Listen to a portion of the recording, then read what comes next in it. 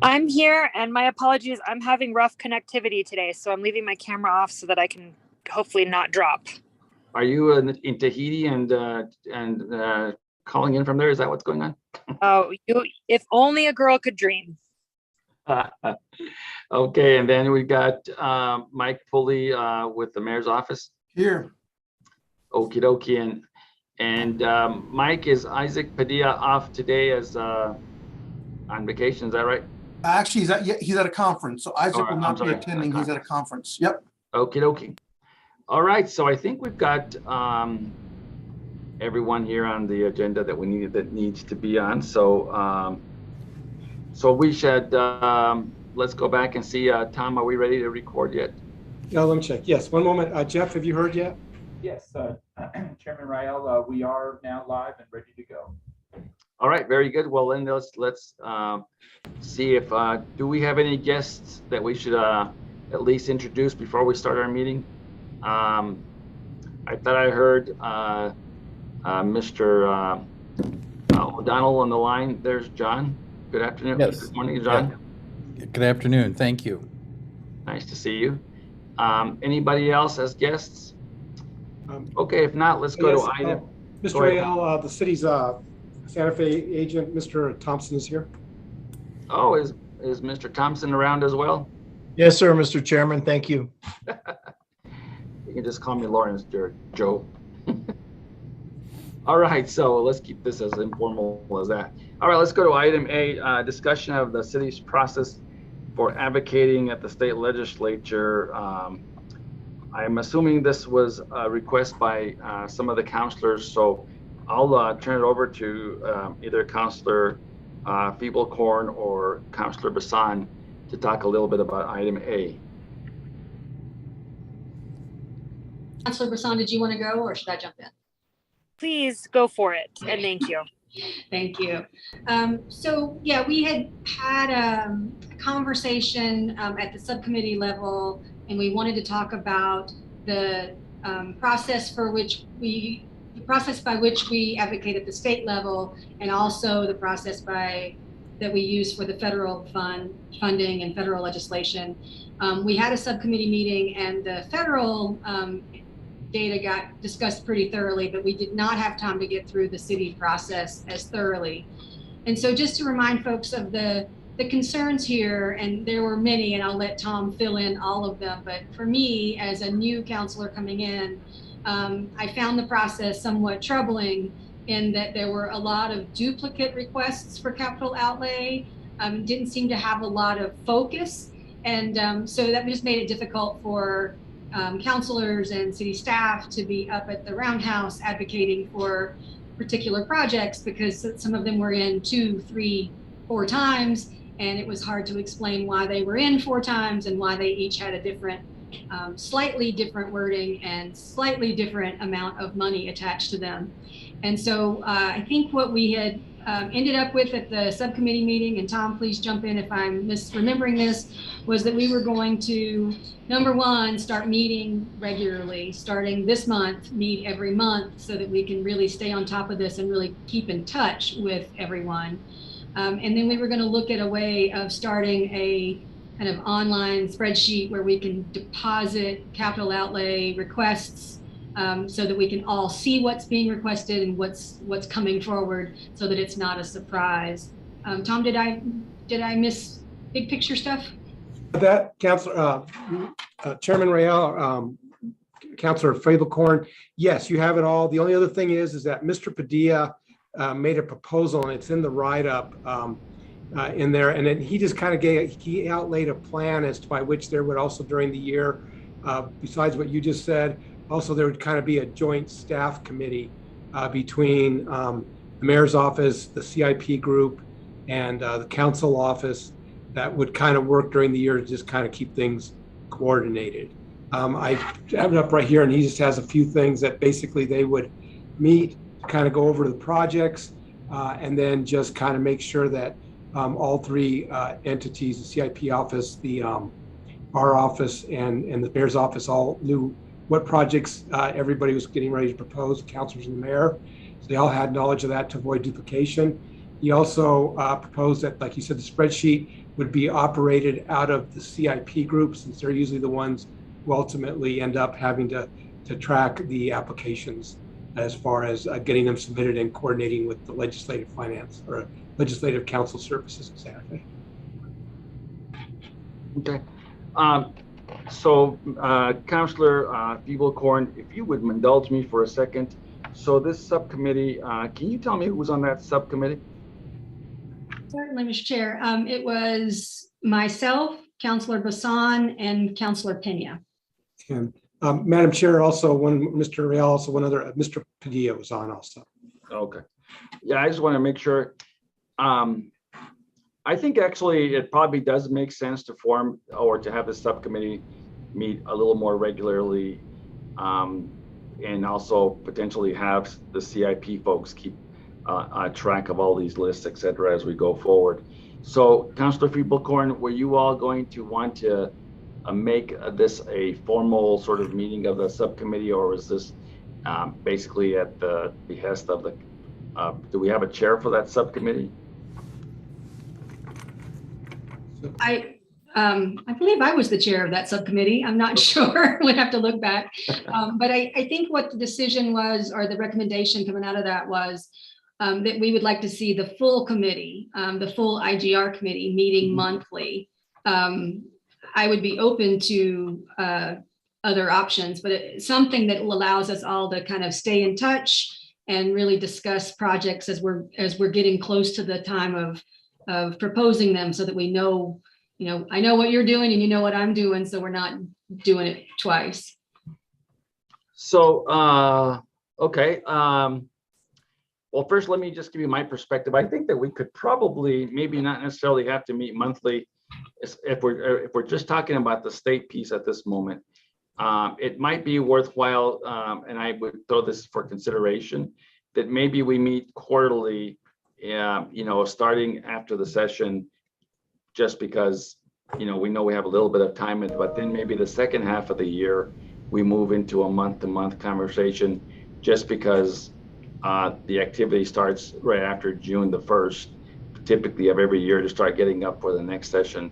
So is that too much of a, or we could just do it on a month-to-month, and then if we want to cancel a meeting, that we can do that as well. So I'm just sort of thinking about everybody's calendars and times about how many meetings we get cut up in going forward. Any other thoughts?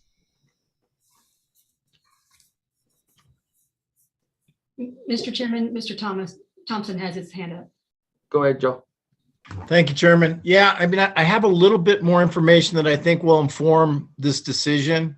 So as you all know, last year was the first year that they did this new system where the capital outlay requests are uploaded to the website. And in the past, we always would take the capital outlay request and then have individual legislators sort of sign on to it. So I think it's going to change our timeline a little bit, because typically we would do that during the first week or so of the session. Now, what I expect will happen is there will be a deadline for uploading projects that will be about a week before the session. And when they're uploaded, we will have to identify sponsors. And so I think it will change our timeline a little bit in terms of some of the legwork that we would typically do. I'll have more details as the interim goes on, but I think it will make it even more important that we have one person, if it's Mr. Motzko or someone that is really seeing every single capital outlay request, so we don't have the dupe issue, or we have the right numbers. And then I think it will also, we know that at the city level, that oftentimes requests are not formulated until the last minute because of constituent issues or some burgeoning issue in the community or something that prompts something coming in late. So I think we need to be prepared for those last minute requests that sometimes people will prepare, but they may not make their way through our process.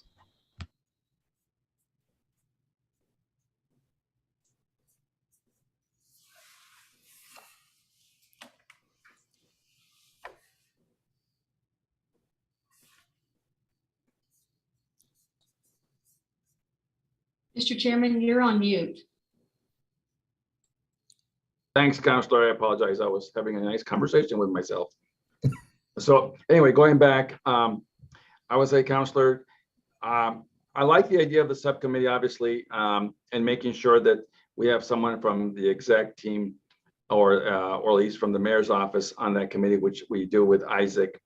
And I guess the question really is, do you think we should meet monthly? Do you think that makes sense? I'm just, like I said earlier, I'm just worried about people's calendars, et cetera. But if everybody has a consensus, they want to do that, that's fine as well. Mr. Chair. Sorry, Counselor, as well. Mr. Chair, I would say, I think that quarterly seems like it would be a little risky to have a little bit too much distance. Even bi-monthly would be okay, but I also think that we might want to consider keeping it a little fluid, being that towards the end of this year, when things are getting finalized, before the session, we might need to meet a little more often. But I also realize that the full IGR committee meets regularly as well. So I'm open to it. I'm not sure how everyone else feels that quarterly might be too much, monthly might be too much. So maybe somewhere in the middle of that. Mr. Chairman, This is John O'Donnell. I can't find my hand here to raise it, but I want to make a point. I realize you're talking about the state, but I just want to say that I agree with several comments that have been made about the frequency of the meetings being more than quarterly, because for the federal program, what I've found the last 2 years is the November, December, January, February, March, and April meetings, monthly meetings, or when we had them on that kind of a schedule, were absolutely critical, because that's when we get all of the interaction around earmarks. All right, well, then I guess, do we need to, this is more of a discussion item as best I can tell. So I'm okay if all of the members of the committees are, of this board are okay with, let's just try it on a monthly basis and have a report out and see how it works and see if we can get better coordinated. And if you all are okay with that, we can move on to the next item.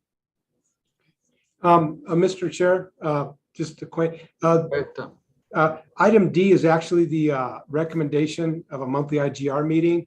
And it's actually, which can be dealt with right now will work, but it was actually an approval item. Oh, okay. So we're discussing it first and then approving it. Okay, that's fine. Yeah. All right. Well, should we go to item D then, just to get this issue off the table, or is there more to discuss on this issue from any of the board members? Mr. Chair, go ahead. Sorry. Thank you, Tom. Mr. Chair, I would like to make a motion to have monthly IGR subcommittee meetings. Okay, it's been moved in second. Do we have any other discussion? All right, all those in favor of the motion signify by saying yes. Yes? Yes. Yes. Opposed? No. I'm looking for no's, please. I'm just kidding. Motion passes unanimously. All right. Mr. Chair, just a point of clarification, my apologies. So by the motion was for subcommittee, was it meant the committee or the subcommittee? Because I think the committee was what the whole monthly IGR means, is what the resolution support was for. Or the committee is everybody who's here today. The subcommittee is the 3 counselors plus Isaac. So we're just trying to clarify which it was. Well, Mr. Manacucci, I'll ask the mover of the motion. I think I was Councilor Bassan who moved it. Go ahead. My apologies. It should be the regular committee meeting. All right. So just for purposes of discussion, before we move or reconsider this, the item is listed as approval of the IGR subcommittee recommendations to hold monthly IGR meetings. So is that what we all were thinking we were voting on? Okay. Tom, are you still, is there? Yes, that's taking this IGR, the subcommittee recommendation to have the full IGR committee meet monthly. Okay, and I believe that was the motion. So I think Councilor Bassan made the appropriate motion. Okay, so let's just, is there anything else in item A, going back to the agenda? If not, we can move to item B.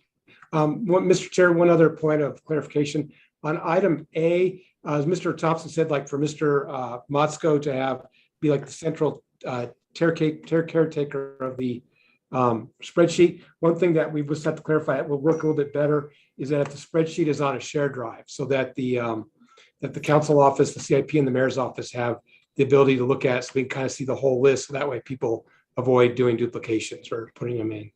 Mm-hmm. No, that's fine. We can take care of that administratively. But thanks for bringing that to our attention. Anything else on item A? All right, seeing no other discussion, let's move on to item B.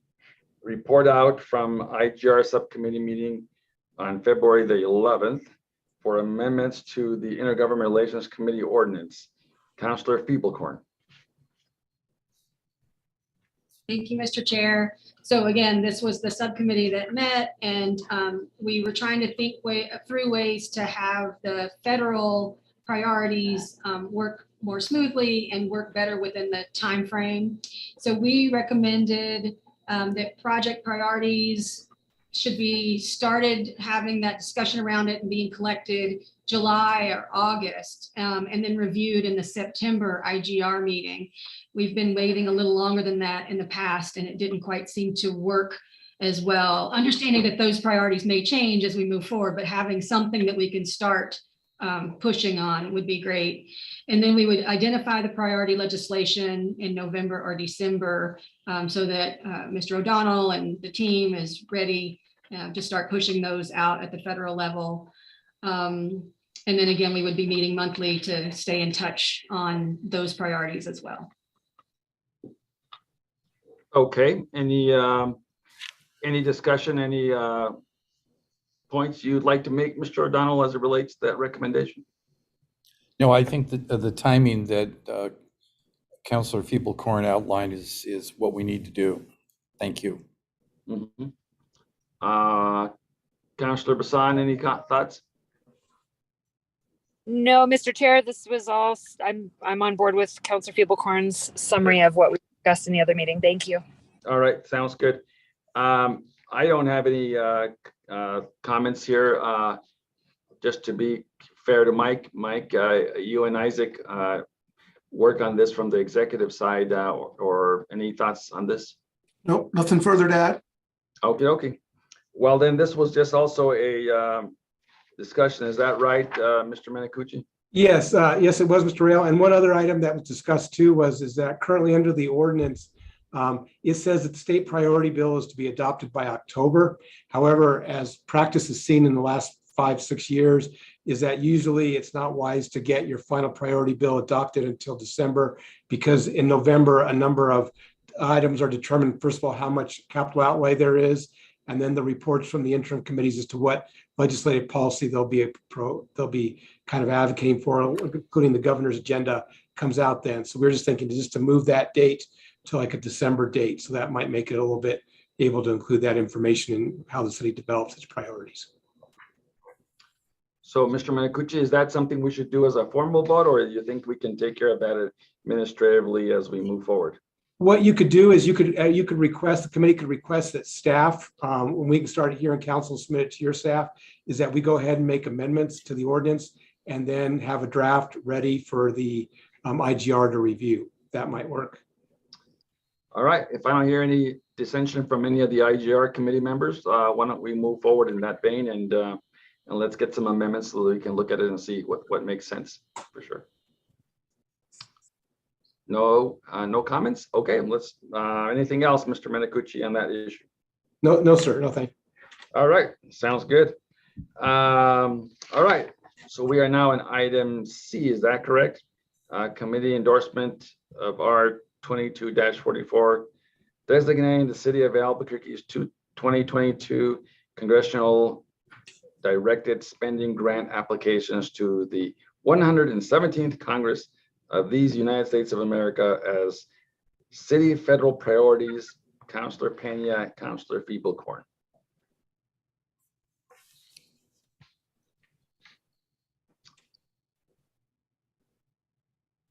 Are we going to go through this item, or did we cover this already?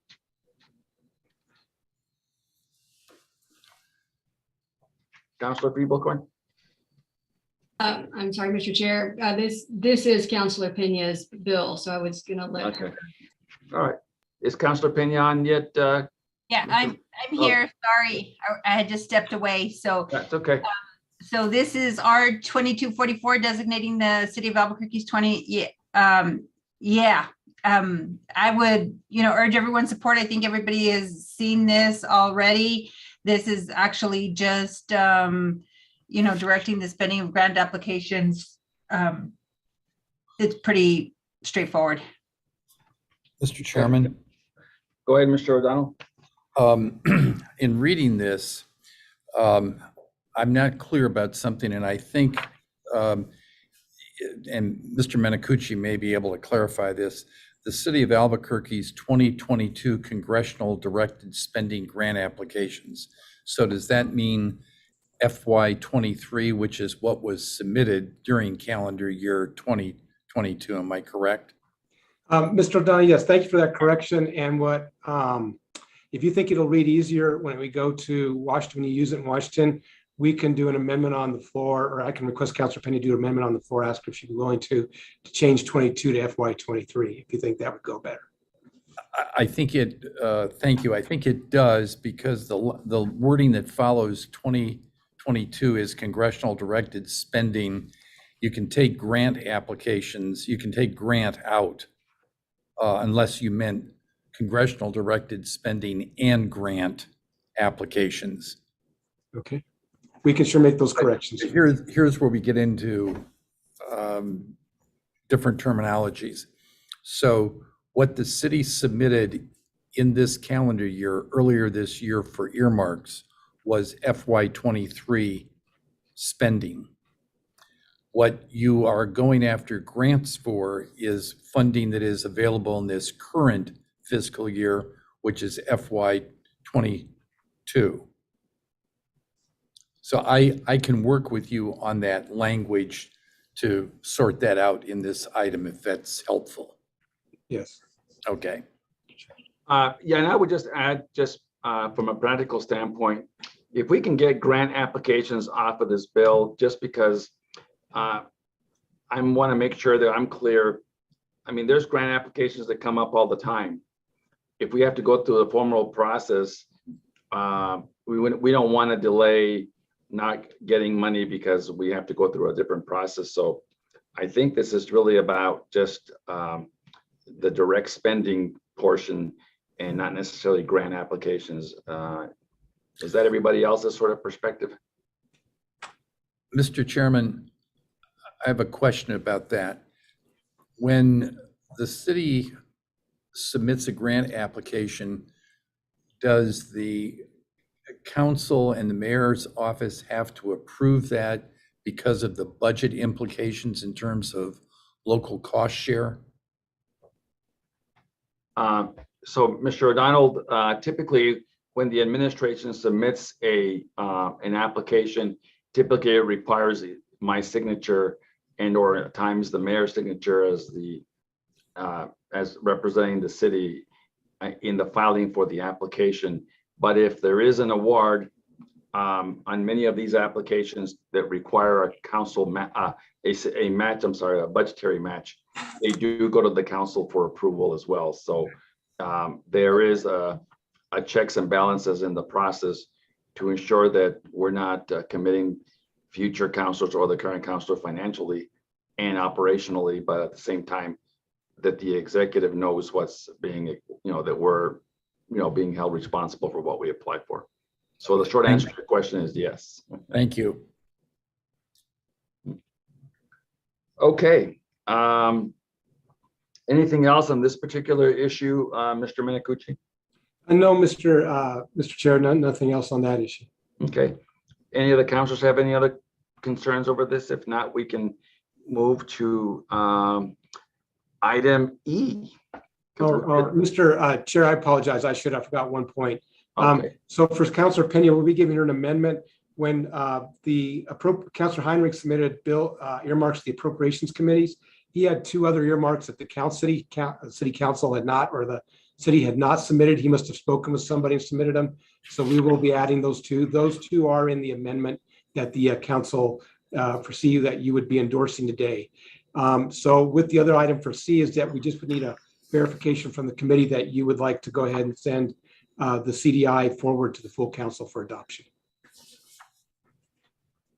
I don't know, do we need a formal motion for that, or is that just a general consensus, Mr. Menakouche? This is just a consensus. You can go, this committee can go by consensus. All right, well, we'll include those in the formal request to the IGR or IGC, excuse me, and if anybody has any concerns, let's just we'll move forward on that on your recommendation. Let me just say something about this whole process that does, I think all of you, especially my city councilors, can well, actually at this point, all of us on this committee, on this meeting, what I worry about being so prescriptive, and I realize that we all want to get structure and we all want to be aware of who's asking for what, but especially with the state legislative process, I've got to tell you that is so fluid at times. I just don't want to create a scenario where we've tied our hands in a way that we can't respond as a city to a request or 2 that may come in that are completely not within the timelines that we have to go through this committee process to approve. I don't know how we do that, if it maybe just requires a notification to the committee in writing or some form thereof.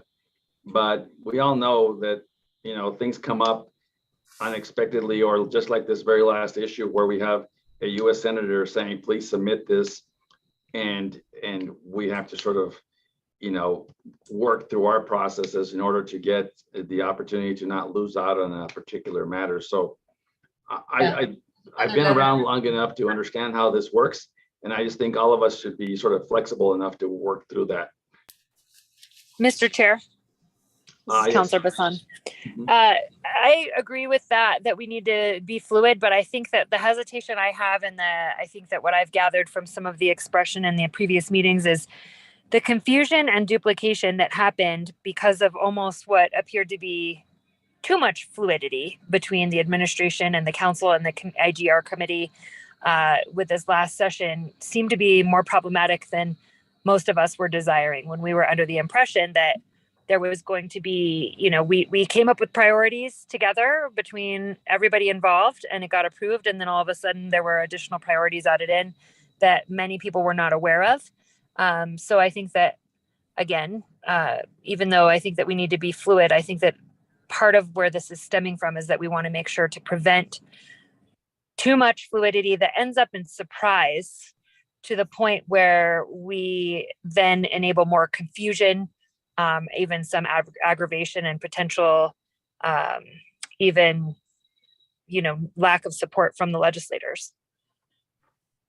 I would concur with that, and I that's why I couch my remarks as saying, look, I think this is a good process, and don't disagree with you, Councillor. However, you know, there are 9 city councillors and 1 mayor, and lots of other interest groups. Corralling them all at the same time can sometimes be a challenge, even for all of us who try really hard.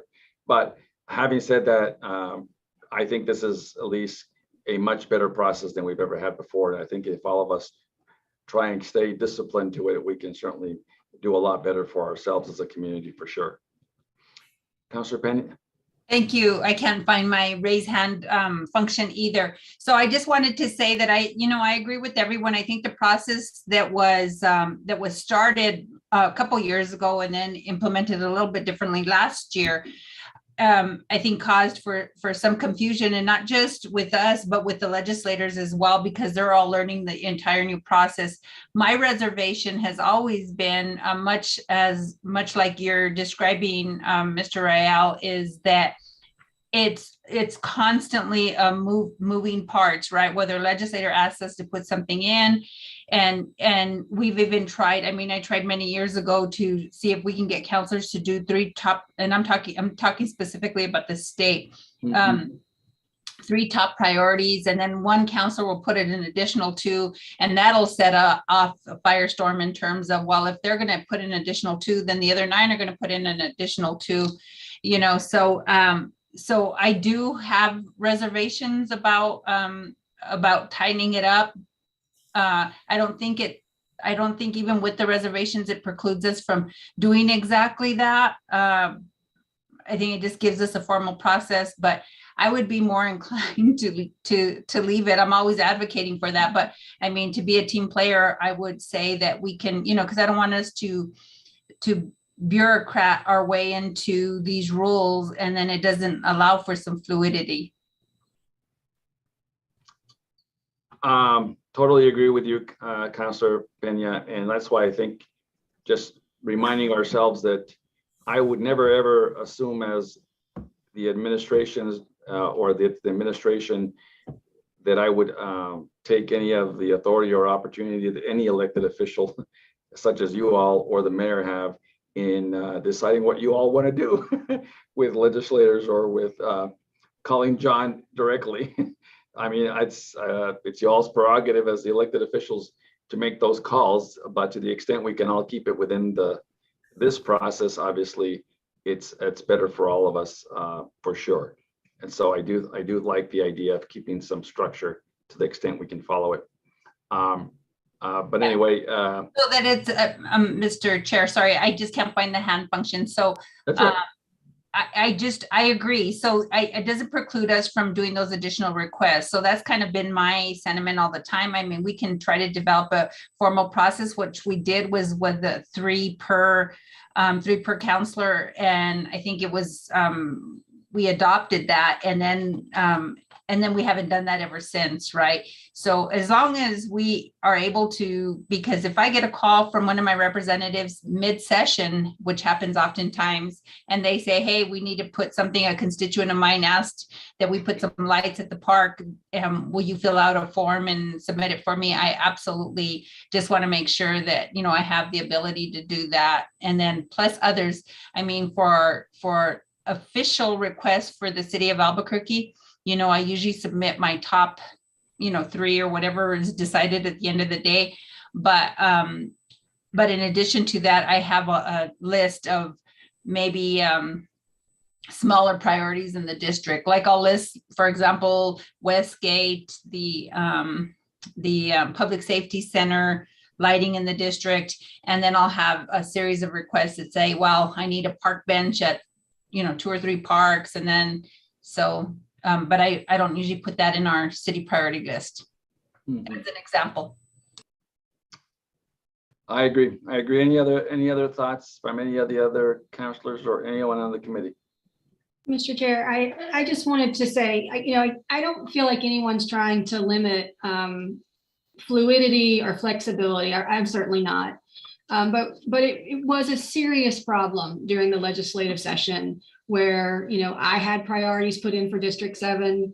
You never want to get a call from the pro tem's office saying, hey, which one of these projects are you talking about? And why are they all different mounts? And why are they all different wording? Do you even know what your project is? And that's not a good call to get. And I think that we can all agree that kind of duplication is the problem. So I think what we're proposing here is not kind of an inflexible process, but more just staying in touch with each other and knowing what everyone's putting in. So that if I am putting in a priority project for District 7, no one else is going to do that with different amounts in different language. So for me, it's just, let's stay in touch more. That's why we thought we would value, there would be some value to these monthly meetings so that I can understand what's happening from all the other folks on this call, so that we aren't doing that duplication and then we can get more money. And that's, I think, everybody's end goal. Thanks. Agreed. Thank you for that as well. All right. Well, I think we've presented everything we possibly can on this particular matter. So, Mr. Minicucci, is there anything else on this? Mr. Chair, one other thing that was my mistake passed, and Councilor Pena brought it up, so thank you, Councilor. One of the things the subcommittee had looked at by request of the IGR committee was whether or not to look at having a limit on the number of priorities. So in other words, and the subcommittee last time worked a lot on the federal, so they didn't get to it. And that's been discussed by the committee, this IGR committee for years now. So as part of the ordinance rewrite, if they would like, the staff can go ahead and just write in language, but not assign a number, and just say that, you know, for the state priorities bill, realizing that all the projects listed in the priorities are not everything that's submitted to legislature. Oftentimes districts, the mayor have non-priority items they'll submit. But that there will be from the mayor's office, X number, or from the council office, a total of X number per district, or a total of X number per city. So that's something we can not fill in X, but that is some language we can prepare for the amendment draft for the committee to review and discuss if you so would like to see that. Councillor Pena or Councillor Feeblecorn or even Councillor Bassan, you all have a concern with this? I have one, but I would prefer to listen to you all first. So this goes back into streamlining. I think that, you know, I think the intention is really good on all this. I even tried to do it initially when I first started this, but it really kind of, we're chasing our tail a little bit in terms of, like, this is the prime example that I gave. At one point, we tried to identify, let's say I have 10 priority projects, but I tried to identify 3, and we asked everyone to identify those top 3 from each counselor plus the mayor. I think we added like 5 for the mayor or something like that. But anyway, but it never works out. So, I mean, you know, we can give it a shot again, but it's a little challenging, because I know when we feel like we have our priorities in our districts, but you know, I'm supportive. If we can do 3 with the knowledge that we're all maybe have more than 3 in our respective districts, but if we can identify 3 priorities for the purpose of our city capital outlay request. So I would concur that with Councillor Pena's perspective on this. You know, I think we're trying to get too narrow now and limit everybody to priorities that the mayor's priorities I can already tell you are going to be different than some of your priorities and vice versa. And I think it's a interesting sort of shall we say bureaucratic gymnastics about trying to get it done. But at the end of the day, I'm not quite sure that any of us are going to follow it, because I think what happens typically is, as Councillor Pena just alluded to, you get a call from a legislator who thinks, you know, they want to make this their priority. It becomes that priority. So I guess, Tom, my perspective would be, unless the committee really wants to do this, I would agree with Councillor Pena.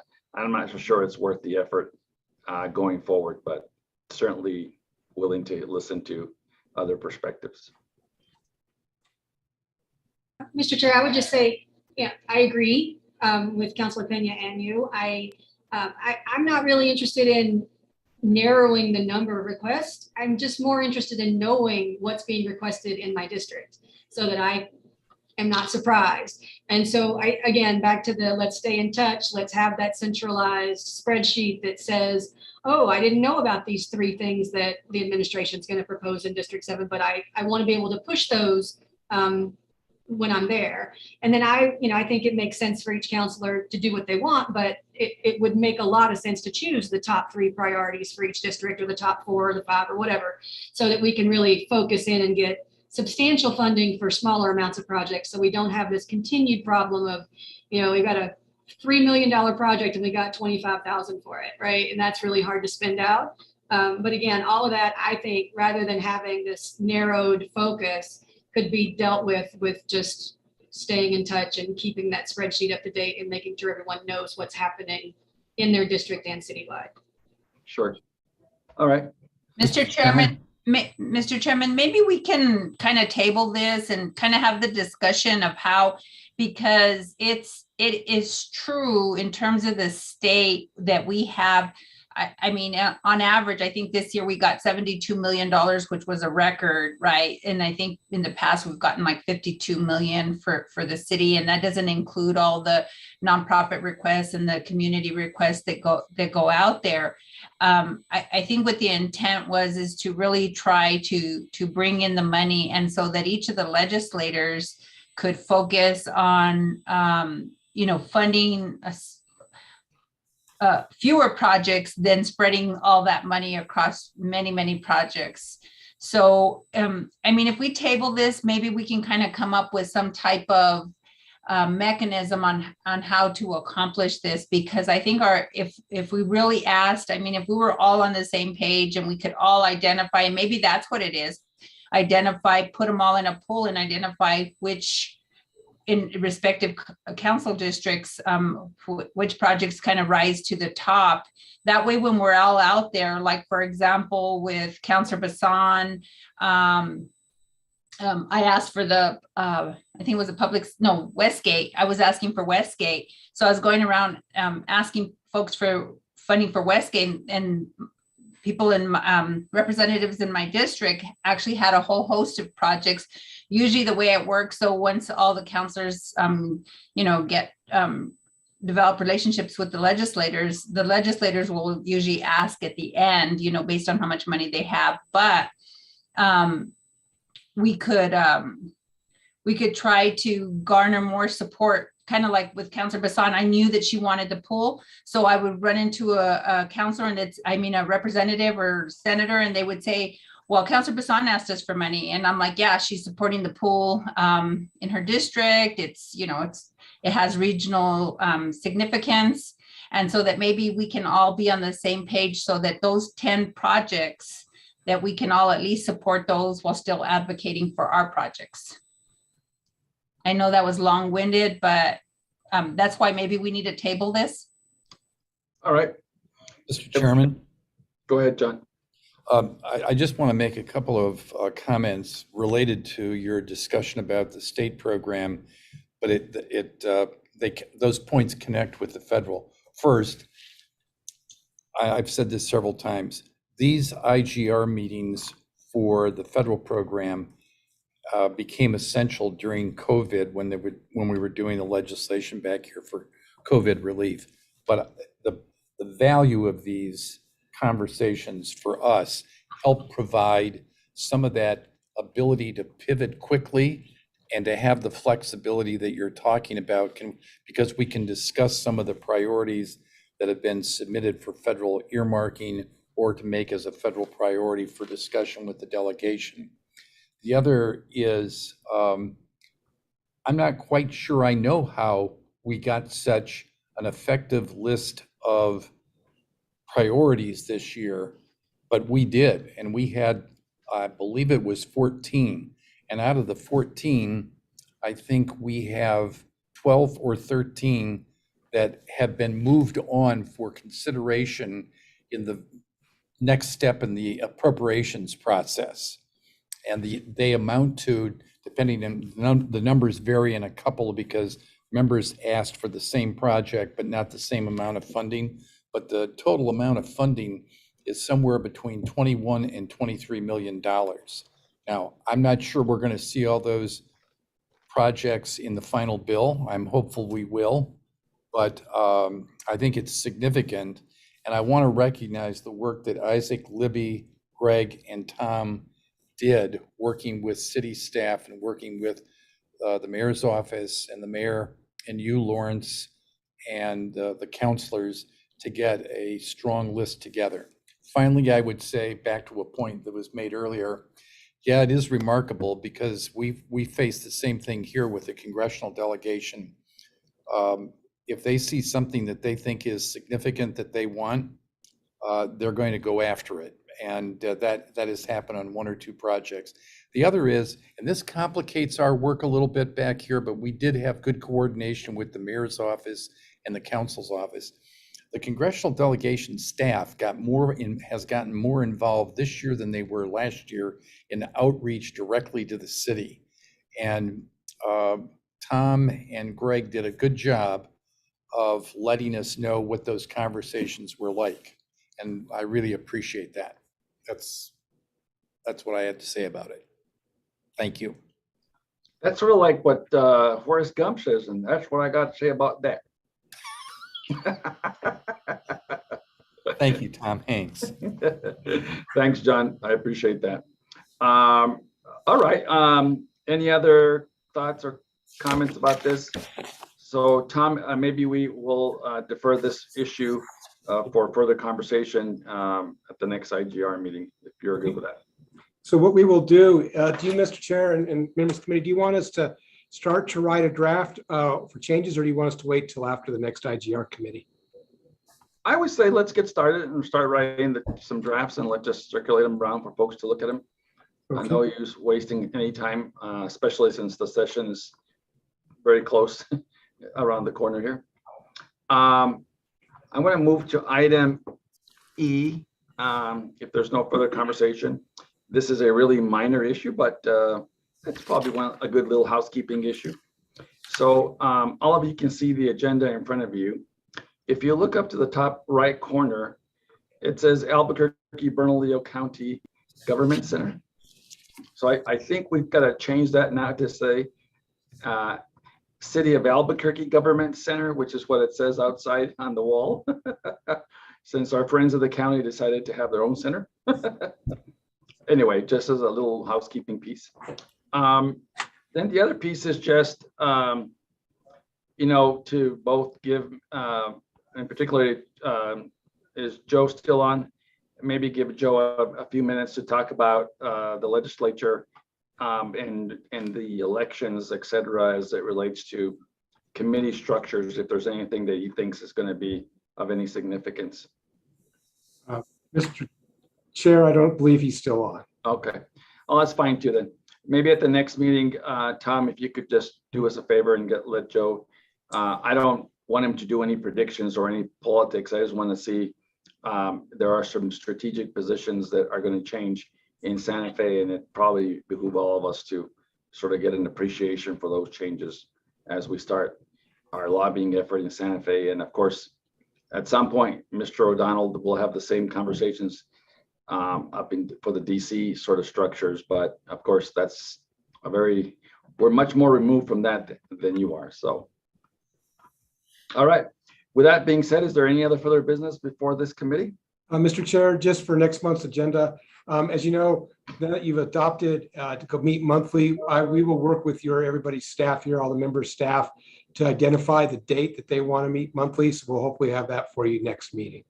Okay, I would propose, and since I'm the chair, take my prerogative. Let's do between 12:01 midnight to 12:35 the next day. What do y'all think? Anyway, I'm just teasing. Anyway, okay, why don't we do that and see what makes sense for everybody? Any other comments from any of the members of the committee? If not, we will take a motion for adjournment. Motion to adjourn. Motion to adjourn. We have a second. I'll second that. Second by Mr. Pooley. All right. I'm assuming all those in favor raise your hand or wave at me. If not, gracias. And you guys have a great